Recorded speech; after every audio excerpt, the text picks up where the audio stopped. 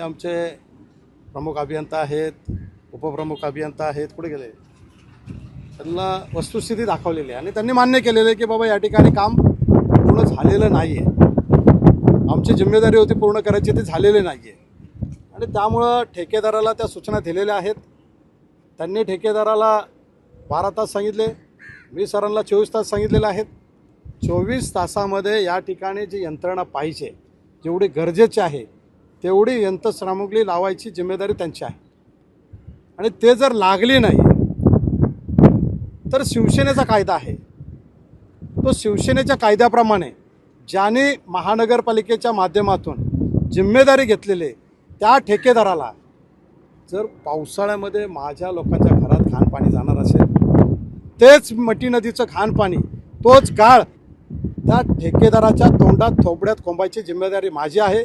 मी शिवसैनिक म्हणून ते काम करणार. आता कामाला सुरुवात केलेली आहे. कामाला आमचे प्रमुख अभियंता आहेत, उपप्रमुख अभियंता आहेत, त्यांनी दिलेला शब्द आहे त्याच्यावर विश्वास ठेवणं आहे.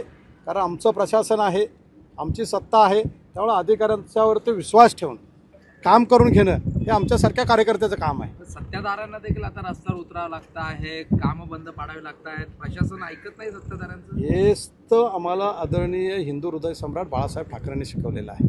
आपण सत्तेत असलो तरी पहिलं आपण शिवसैनिक आहोत आणि शिवसैनिकाची जिम्मेदारी आहे लोकांनी ठेवलेला विश्वास, लोकांना दिलेला शब्द हा पूर्ण करणे आहे.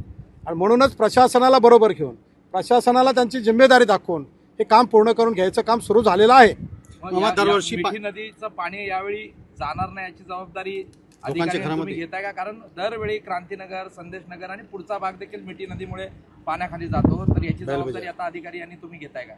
महानगरपालिकेची जिम्मेदारी आहे मिठी नदी साफ करणं, परंतु याचा नैसर्गिक परिस्थिती अशी आहे की ज्यावेळे समुद्राला भरती असते, त्यावेळे मुंबई शहरात पाऊस सुरू असेल, ज्यावेळे आमचा पवई तलाव असेल, तानसा तलाव असेल, हे तलाव भरल्यानंतर, ओव्हरफ्लो झाल्यानंतर ज्यावेळे पाणी सोडलं जातं, त्याच वेळे भरती असेल आणि समुद्रात पाणी घ्यायचं बंद झालं असेल, त्यावेळे आमच्या क्रांतीनगरमध्ये लोकांच्या घरात पाणी जात असतं. ही नैसर्गिक, त्या नैसर्गिकच्या विरोधात कोण जाऊ शकत नाही.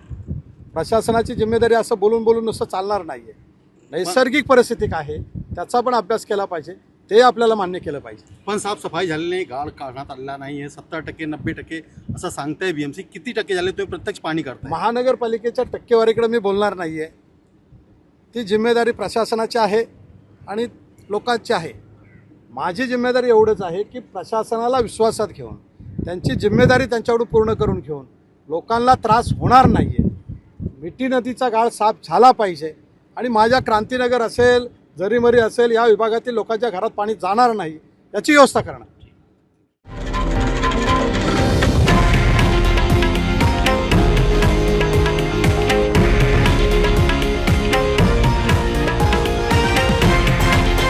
हे आहे देशातील नंबर 1 न्यूज नेटवर्क आणि आपण पाहत आहात TV9 मराठी, एकमेव.